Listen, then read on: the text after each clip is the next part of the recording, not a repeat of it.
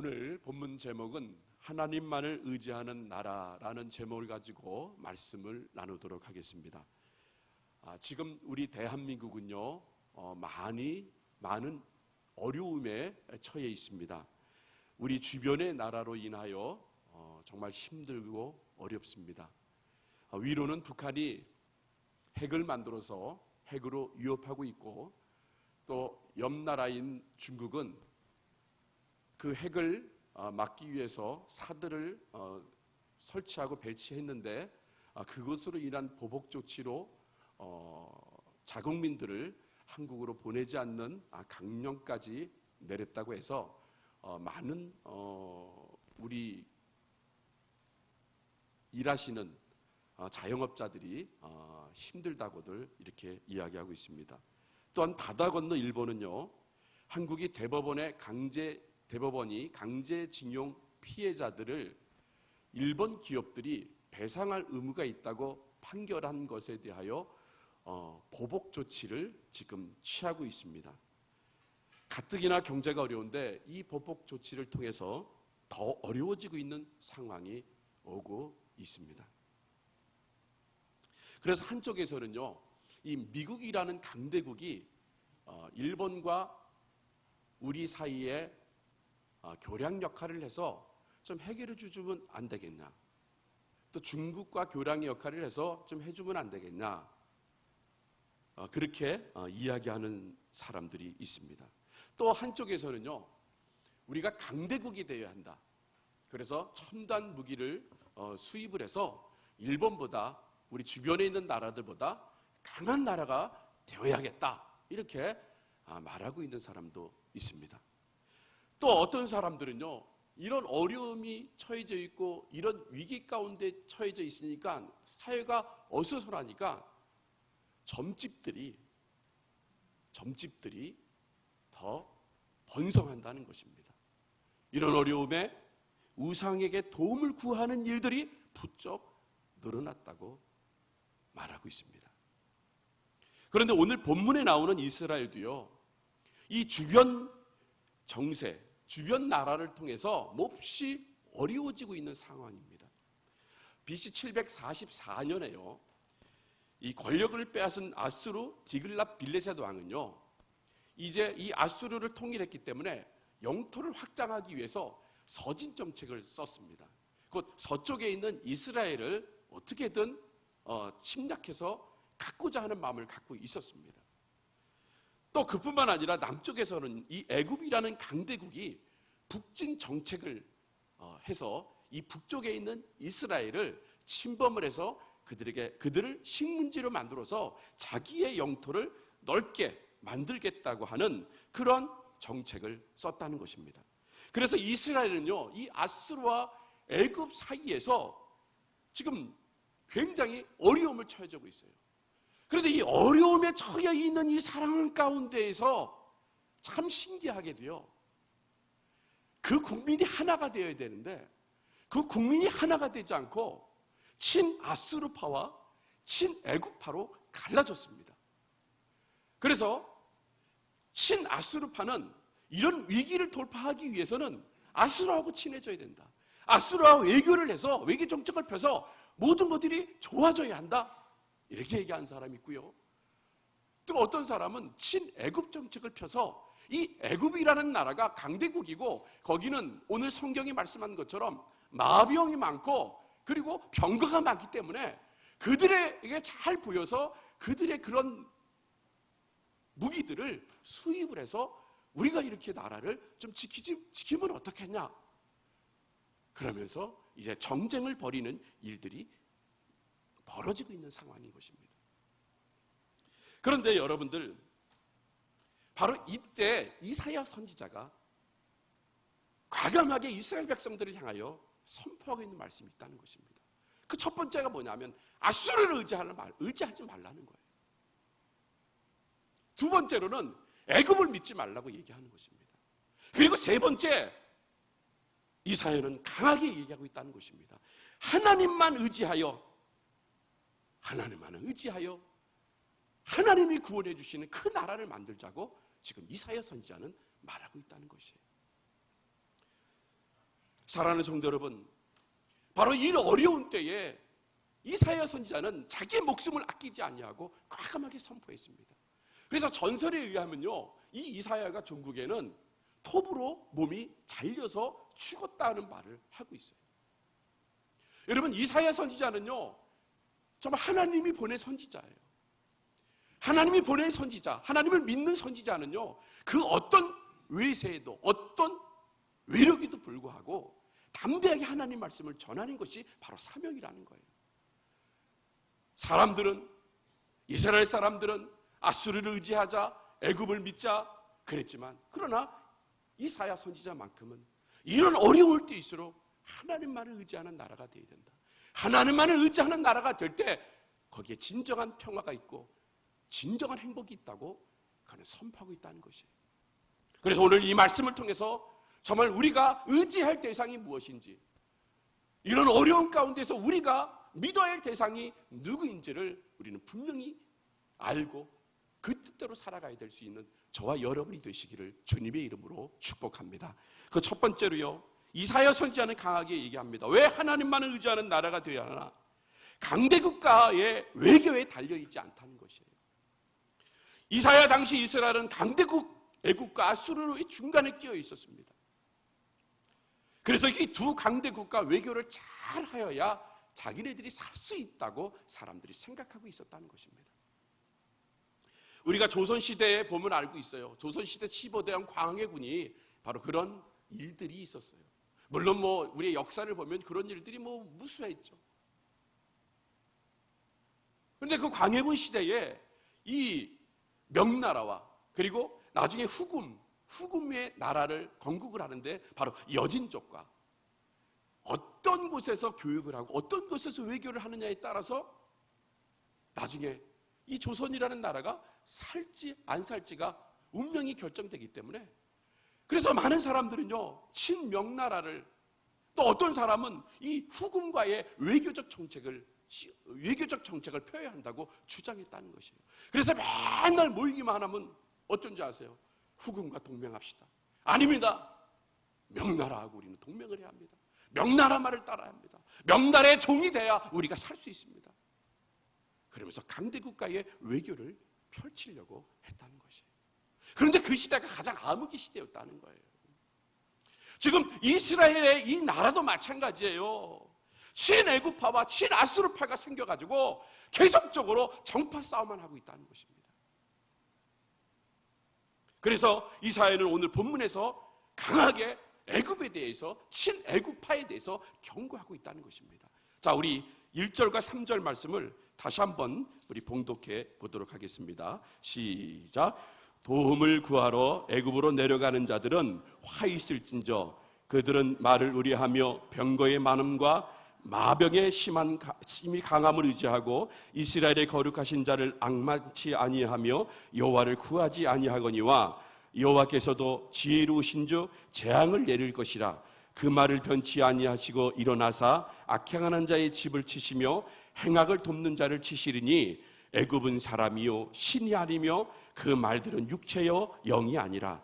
여호와께서 그 손을 드시면 돕는 자도 넘어지며 도움을 받는 자도 엎드러져서 다 함께 멸망하리라. 여러분, 오늘 이 말씀 속에서 애굽에게 이 친애굽을 팔을 펼쳤던 그들에게 경고하고 있습니다. 애굽을 의지하면 너희들은 분명히 멸망할 것이다. 도움을 받는 자나 도움을 주는 자나 다 멸망할 것이다 라고 경고하고 있습니다. 또한 8절과 9절 말씀은요, 친아수르파에도 경고하고 있다는 것입니다. 우리 8절과 9절 우리 다시 한번 봉독해 보도록 하겠습니다. 시작. 아수르는 칼에 엎어질 것이나 사람의 칼로 말미암이 아니겠고 칼에 삼키울 것이나 여러 사람의 칼로 말미암이 아니할 것이며 그는 칼 앞에서 도망할 것이요 그 장정들은 복역하는 자가 될 것이라. 그의 반석은 두려움을 인하여 물러가겠고 그의 방백들은 기후를 인하여 놀라리라. 이는 여호와의 말씀이라. 여호와의 불은 시온에 있고 여호와의 풀무는 예루살렘에 있느니라.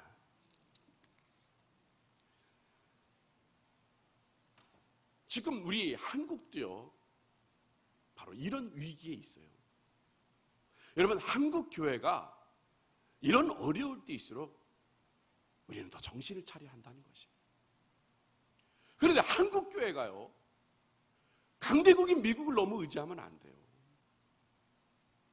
그리고 한국 교회가 또 북쪽에 너무 치우치면 안 된다는 거예요. 지금 대한민국이요, 완전히 다 어떻게 됐어요? 다 나누어져 있습니다. 지금 이런 어려울 때일수록 좌파건 우파건 진보건 보수건 그게 중요한 게 아니잖아요. 이럴 때일수록 우리는 하나가 돼야 돼요. 이럴 때일수록 하나 되는 모습을 보여야 한다는 것입니다. 그런데 이럴 때일수록 더 찢어지는 거예요. 더 찢어지면서 자기 주장면을 펼치는 거예요. 자기 주장이 진리라고. 여러분, 우리 믿는 자들은요, 바로 여기서 깨달아야 된다는 것입니다. 그 당시 이스라엘 사람들이 아수르를 섬기면 되고, 아수르를 믿으면 되고, 애굽과 친해지면 되고, 외교하면 모든 것이 평화라고 했지만, 그러나 하나님께서는 강하게 말씀하셨다는 거예요. 저들을 의지하지 말라고 얘기합니다. 저들을 도울 자나 도움을 받는 자나 다 멸망할 것이고, 칼을 의지하면 하나님께서는 그 칼로 인해서 멸망하게 만들어줄 것이라고 말씀했다는 것이에요. 여러분, 지금 한국은요, 가장 필요한 것이 무엇인 줄 아세요? 여호와 하나님만을 의지하는 그런 나라가 되어야 한다는 사실을 믿으시기를 바랍니다. 지금 이럴 때일수록요, 우리는 우리 주님 앞에 더 간절히 기도해야 한다는 거예요. 이럴 때일수록 우리는 더욱더 하나님만을 의지할 수 있는 그런 여러분들이 될 때 하나님께서는 이런 어려움을 이기게 만들어 주신다는 사실을 여러분 기억하시기를 바랍니다. 그래서 강대국을 의지하고 하나님만을 의지하라고 그들은 이사야는 고백하고 있다는 것이에요. 바로 3절 하반절이 이렇게 말합니다. 여호와께서 그 손을 드시면 돕는 자도 넘어지며 도움을 받는 자도 엎드러져서 다 함께 멸망하리라고 말씀했어요. 사람 의지하지 말라는 거예요. 오직 주님만을 의지하라고 강하게 선포하고 있다는 것입니다. 그래서 이사야는 하나님 제1주의로 살자라고 지금 외치고 있습니다. 강대국 눈치 보지 말고 하나님 눈치를 보는 민족이 되어야 하라고 그렇게 선포하고 있다는 것입니다. 두 번째로요, 그러면 왜 하나님만 의지하는 나라가 되어야 할까요? 그 두 번째로, 국력이 있다고, 힘이 있다고 나라가 잘 되지는 않는다는 것이에요. 여러분, 나라가 잘 되려면요, 국력이 있어야 한다는 말을 합니다. 그래서 이 국력을 키우기 위해서요, 첨단 무기를 막 도입을 해요. 첨단 무기를 도입을 해서 각 적재적소에 다 배치를 합니다. 그리고 그 나라를, 국력을 키우기 위해서 그 명분으로 전쟁을 하지 않아도 전쟁 준비를 해야 한다는 것입니다. 또 피를 흘리지 않으려면 강력한 무기를 많이 가지고 있어야 한다는 것이에요. 이사야 시대 이스라엘 백성들이요, 바로 애굽을 좋아했던 이유가 바로 그 본문 가운데 나왔다는 거예요. 아까 제가 초반부에 설명을 했죠. 1절과 2절에 이렇게 말하잖아요. 도움을 구하러 애굽으로 내려가는 자들은 화 있을지어 그들은 말을 의뢰하며 병거의 많음과 마병의 심히 강함을 의지했다라고 얘기합니다. 그러니까 애굽에 가가지고 전쟁이 하니까 뭐가 필요해요? 말이 필요합니다. 또 말도 많이 필요해요. 그리고 여기에 보면 병거가 많다고 얘기했습니다. 애굽엔 병거가 많다고 했는데 이 병거는 지금으로 말하면 뭐예요? 탱크를 얘기합니다. 탱크를 얘기해요. 그래서 그것을 다 수입을 해가지고 이스라엘을 지키면 된다. 그러면 아수르도 넘보지 못하고, 그리고 애굽도 우리가 손을 잡았기 때문에 넘보지 못할 것이다, 이렇게 생각하고 있었다는 것이에요.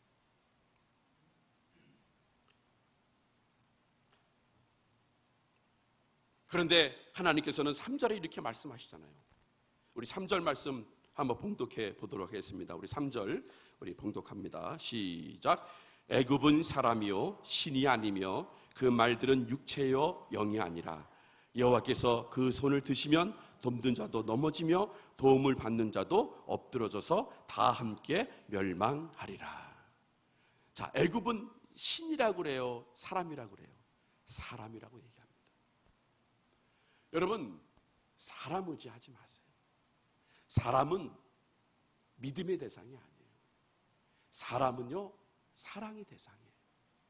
우리의 믿음의 대상은 오직 하나님 한 분밖에 없다는 사실. 그래서 여러분, 그 하나님만을 신뢰하고 그 하나님을 믿어야 하는 거예요. 그런데 우리가 사람을 믿게 되면요, 우리에게는 많은 실망이 있어요. 그러기에 그 사람을 봐서 그 사람으로 인하여 실망을 받고 그 실망으로 인한 상처로 인하여 교회를 등한시하고 결국은 종국에는 예수를 안 믿는 경우도 생긴다는 것이에요. 여러분, 절대 사람 의지하지 말아야 돼요. 사람은요, 그가 나를 잘못해도 7번 용서하는 것이 아니라 70번을 7번 용서할 수 있는 그런 사람이 되어야 되는 거예요. 그러니까 끊임없이 용서하라는 거예요. 그게 사람이라는 거예요. 그런데 오늘 말씀하신 게 바로 그래요. 애굽은 사람이라는 거예요. 애굽은 신이 아니라는 거예요. 그리고 그 말들도 육체라는 거예요. 그러기에 우리는 그 보이는 것들만 의지하는 사람이 되지 말아야 한다는 것입니다. 여러분, 일본이 우리나라를 침략할 당시 우리에게는 칼과 활과 그리고 창 그리고 단발만 쏠 수 있는 그런 조총이 전부였어요. 그런데 일본은 어땠습니까? 일본은 연발총이나 대포를 지니고 있었어요. 그래서 우리나라는 무력 침범하였습니다. 나라는 점점 쇠퇴져 갔고 그리고 일본의 식민지 하에 있었어요. 그런데 그 식민지 하에 있어도요, 이 정신만큼은 흔들리지 않았다는 것이에요. 여러분이 독립투사들을 보시길 바랍니다. 그들은요, 어떤 곳에 있다 할지라도, 어떤 조건에 있다 할지라도, 어떤 상황에 있다 할지라도 흔들리지 않았다는 거예요. 그들의 창으로 위협하고 칼로 위협하고 총으로 위협한다 할지라도요, 그들은 변절하지 않았다는 것이에요. 목숨을 구하지, 목숨을 아끼지 않았다는 것이에요. 그 정신이 살아있기 때문에. 제가 대표적인 사람들을 얘기하겠습니다. 바로 안창호 선생님, 조만희 선생, 그리고 김구 선생이 있습니다. 이들의 3명의 일화를 한번 제가 말해보겠는데요. 먼저 이 안창호 선생님 이야기를 하겠습니다.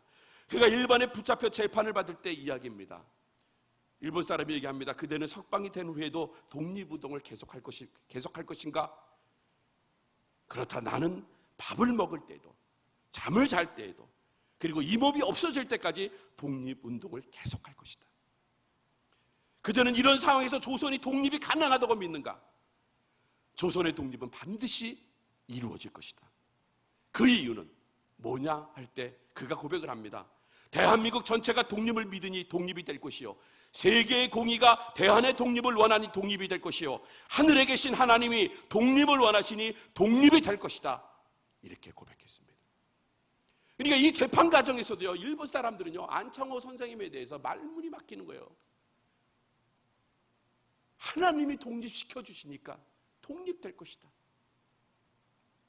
또 조만식 선생님이 얘기합니다. 이 조만식 선생님이 이제 죽기 전에 유언을 합니다. 어떤 유언을 했냐면요, 내가 죽으면 묘비에 아무것도 쓰지 말아라.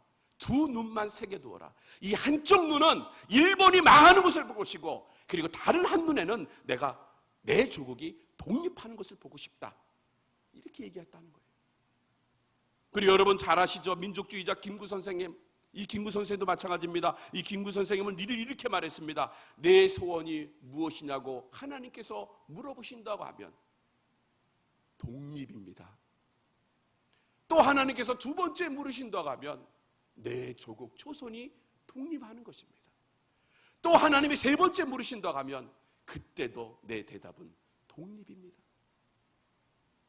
여러분, 바로 이런 독립투사들이 누구를 의지했어요? 칼과 창을 의지했습니까? 아니면 강백을 의지했습니까? 바로 오늘도 살아서 역사하시는 그 하나님만을 의지했기 때문에 우리가 독립이 된 줄로 믿습니다. 바로 지금 이 시대에 바로 그 정신이 필요한 거예요. 첨단 무기가 있다 할지라도, 강한 화력이 가지고 있는 폭탄이 있다 할지라도, 그게 나라를 살게 만들고 그리고 강하게 만드는 것이 아니라는 거예요. 모든 전쟁의 승패는 하나님이 하시는 거예요. 하나님이 우리나라와 함께 하시면 그 일본이, 저 중국이, 저 북한이 우리를 위협한다 할지라도 우리는 거기에서 더욱더 강성해지고 우리가 하나님만 의지하면 세계 열방 가운데 가장 뛰어난 나라가 될 줄로 믿습니다. 바로 이런 마음을 가지고 우리가 하나님 앞에 나가 기도해야 한다는 거예요. 세 번째로요, 왜 하나님만 의지하는 나라가 되어야 할까요? 바로 우상은 나라를 지켜주지 않기 때문에 그렇습니다. 이사야 시대 이스라엘 백성들은요, 금으로 은으로 우상을 만들었어요. 그리고 그 우상을 만들면 잘 사는 나라가 될 줄로 믿었습니다. 그래서 금은 우상을 많이 만들었어요. 그래서 이사야 선지자는 이런 문제를 지적했다는 것이에요. 바로 7절 말씀입니다. 우리 7절 말씀을 봉독해 보도록 하겠습니다. 시작. 너희가 자기 손으로 만들어 범죄한 은우상, 금우상을 그날에는 각 사람이 던져버릴 것이며. 자, 이스라엘 사람들은요, 하나님만을 섬기는 사람이 되어야 돼요. 하나님이 택함 받은 백성들입니다.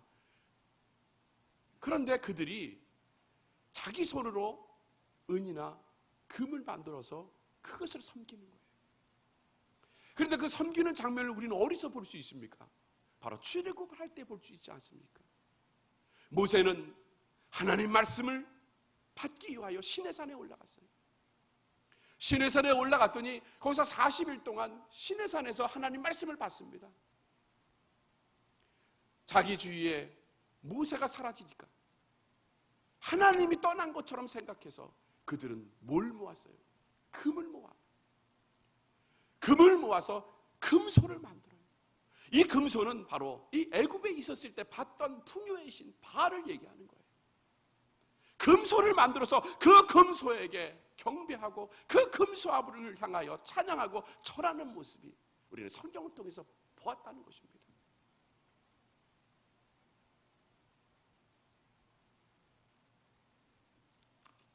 얼마나 우매한 모습이에요. 금이나 은으로 우상을 잘 만들면, 그리고 섬기면 보호하고 지켜줄 줄 믿었던 믿음의 줄기가 그때부터 이스라엘 백성들에게 흘러들어오고 있었다는 것이에요. 여러분, 우리나라도 마찬가지예요. 우리나라도 속리산에 가봤더니요, 큰 금 불상이 있어요. 한번 보겠습니다. 금불상 저만해요. 저기에다가 돈을 억수로 들여가지고 저 앞에서 지금 막 경배하고 기도하는 모습이 있잖아요. 또 설악산 신륵사에 올라가기 전에 설악산 입구에 청동으로 만든 큰 부처가 앉아 있어요. 이게 무려 10년이 걸렸다는 거예요. 이거 하나 만들기 위해서. 그런데 사람들이 저기 앞에서 절하는 모습들이 보이고 저 앞에서 막 비는 모습이 보여요. 그리고 여러분, 우리 가까운 옆에 보세요. 저 옆에 크게 돌 부처가 서 있잖아요. 제가 부임하고 지금 햇수로 13년 됐는데 저 돌부처는요, 한 발짝도 움직이지 못해요. 한 번도 표현이 웃는 얼굴을 못 봤어요. 맨날 그 모양 그 꼴로 지금 살아가고 있어요. 그런데도 죽은 저 우상 앞에 절하는 거예요. 죽어 있는 것, 정말 살아있지도 않고 죽어 있는 거예요. 죽어 있는 것 앞에 가가지고 비는 거예요. 그것이 우리의 인생을 대박나게끔 해줄 거라는 믿음을 가지고, 어리석은 믿음을 가지고 하고 있다는 거예요. 그런데 그것이 이스라엘 백성들, 하나님이 택한 민족들, 그 민족들도 자기 손으로 금이나 은으로 우상을 만들며 그들을 섬기고 있다는 거 봤을 때 하나님께서 얼마나 마음이 아프겠냐는 거예요. 그런데 지금 이 시대에 어렵다고 합니다. 위기라고 합니다. 그런데 정말 이럴 때 주님만 의지하고 살아가야 되는데 주님만 의지하지 않고 무당에게 찾아가고, 그리고 그 사람이 얘기하는 걸 다 진리인 줄 알아. 여러분, 오늘 제가 여기 가서 선포하겠는데요, 물론 여자 목사님을 폄하하는 게 아니에요. 여자 목사님들 위대하신 분들 너무나 많아요. 아주 훌륭히 쓰임받는 분들 많아요. 그런데 점집처럼 기도원을 차려놓고 거기서 안수하고 애원을 해요. 너는 저 귀신 들렸으니까 돈 200만 원 내면 내가 귀신을 쫓아내겠다 얘기하고, 100만 원만 내면 내 지금 아픈 거를 내가 고쳐주겠다고 하고, 그러면서 허무맹랑한 일들을 하고 있다는 거예요. 여러분들, 그런 곳에서 우리가 귀에 관심을 들으려고 하지도 말아야 돼요. 관심을 가지려고 하지 말아야 돼요. 여러분, 어려움이 있고 힘듦이 있을 때 어디 오셔야 돼요? 여러분이 소속돼 있고 여러분이 하나님 전에 나와 있던 이 교회에서, 여기서 하나님 앞에 예배를 드리고 여기서 하나님 앞에 기도할 때 하나님께서 하늘문을 열어줄 줄로 믿습니다. 거기에 바로 복이 있는 거예요. 지금 대한민국이요, 바로 거기에서 해답을 찾아야 한다는 거예요. 정치인들, 기독교인이라고 하면 이럴 때 청파 싸움 하지 말고 이럴 때 모여가지고 기도해야죠. 사람 의지하지 말라고 합니다. 강대국 의지하지 말라고 합니다. 무기 의지하지 말라고 합니다. 국력 의지하지 말라고 합니다. 하나님이 함께 하시면 하나님이 모든 것을 해결해 줄 줄로 믿습니다. 바로 이런 믿음을 가지고 우리가 나가야 한다는 거예요. 바로 우리들도 마찬가지예요. 여러분, 한 사람 한 사람도 마찬가지입니다. 지금 이럴 때일수록 경기가 어렵다고 합니다. 위기라고 해요. 장사가 잘 안 된다고 합니다. 사업이 잘 안 된다고 합니다. 이럴 때일수록 우리는 어떻게 합니까? 사람 바라봐야 돼요? 은행 바라봐야 돼요? 아닙니다. 이럴 때일수록 하나님 바라봐야죠.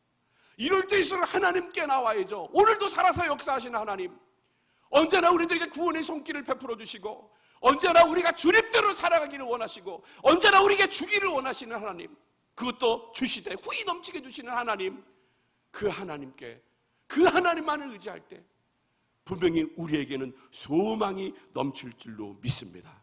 바로 그것이 이사야 선지자가 4절에서 6절에 선포하고 있다는 것이에요. 오늘 이 말씀이요, 이 말씀을 마치면 이 말씀이 여러분의 말씀이 되시기를 바랍니다. 이 말씀이 여러분의 삶의 고백이 되시기를 바랍니다. 우리 4절에서 6절 말씀을 다 같이 한 목소리로 봉독하겠습니다. 시작. 여호와께서 이같이 내게 이르시되, 큰 사자나 젊은 사자가 그 식물을 움키고 으르렁거릴 때에 그것을 치려고 여러 목자가 불려왔다 할지라도 그것이 그들의 소리를 인하여 놀라지 아니할 것이요 그들의 떠듦을 인하여 굴복지 아니할 것이라.